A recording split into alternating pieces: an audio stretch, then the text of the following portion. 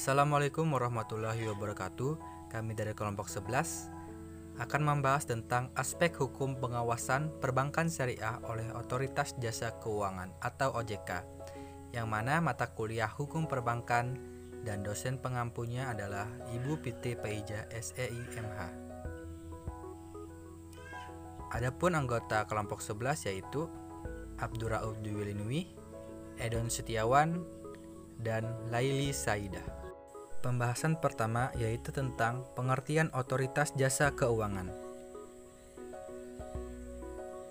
Sesuai dengan amanat pasal 34 Undang-Undang Nomor 23 Tahun 1999 tentang Bank Indonesia, dipersyaratkan pembentukan suatu lembaga pengawasan sektor jasa keuangan yang baru dan independen yang dibentuk dengan undang-undang.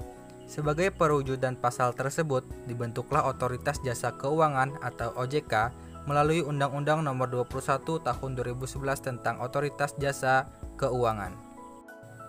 Otoritas Jasa Keuangan adalah sebuah lembaga pengawasan jasa keuangan seperti industri perbankan, pasar modal, reksadana, perusahaan pembiayaan, dana pensiun, dan asuransi. OJK merupakan satu-satunya otoritas pengaturan dan pengawasan industri jasa keuangan yang memiliki kewenangan untuk mengawasi seluruh lembaga jasa keuangan formal di Indonesia. Pengaturan dan pengawasan industri jasa keuangan tersebut meliputi sektor perbankan, pasar modal, perasuransian, dana pensiun, lembaga pembiayaan, dan lembaga jasa keuangan lainnya. Selanjutnya poin B, dasar hukum Otoritas Jasa Keuangan.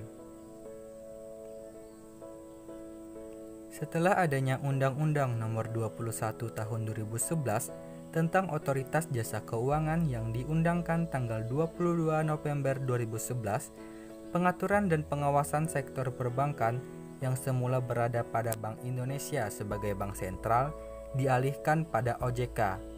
Pembentukan Undang-Undang OJK ini dimaksudkan untuk memisahkan fungsi pengawasan perbankan dari bank sentral ke sebuah badan atau lembaga yang independen di luar bank sentral.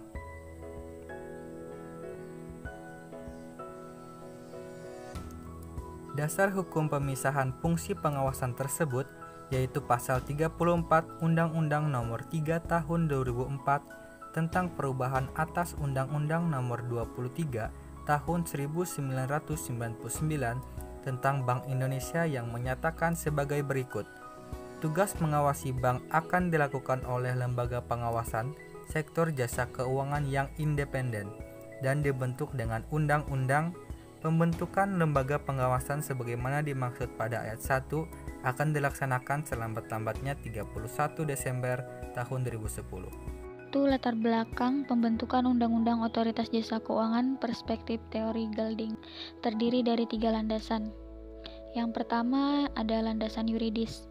Pembentukan Undang-Undang Otoritas Jasa Keuangan dilandasi oleh Undang-Undang Nomor 3 Tahun 2004 tentang Bank Indonesia.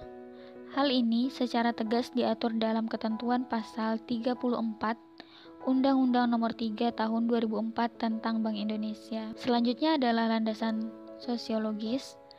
Secara singkat, landasan sosiologis ini dapat dijelaskan bahwa peran peraturan dan pengawasan yang dilakukan oleh OJK harus diarahkan untuk menciptakan efisiensi, persaingan yang sehat, perlindungan konsumen, serta mekanisme pasar yang sehat. Kemudian yang ketiga ada landasan filosofis. Dikemukakan bahwa OJK dibentuk dengan tujuan agar keseluruhan kegiatan jasa keuangan di dalam sektor jasa keuangan dapat terselenggara secara teratur, adil, transparan, dan akuntabel, serta dapat mewujudkan sistem keuangan yang tumbuh secara berkelanjutan dan stabil.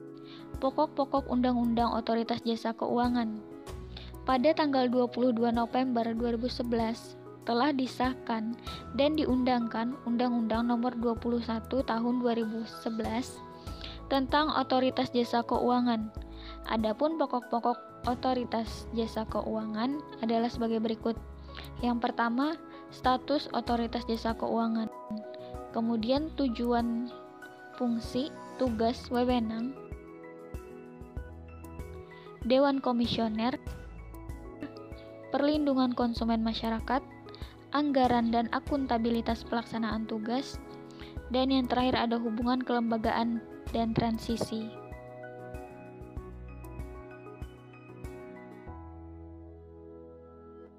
Pengawasan perbankan syariah oleh Otoritas Jasa Keuangan.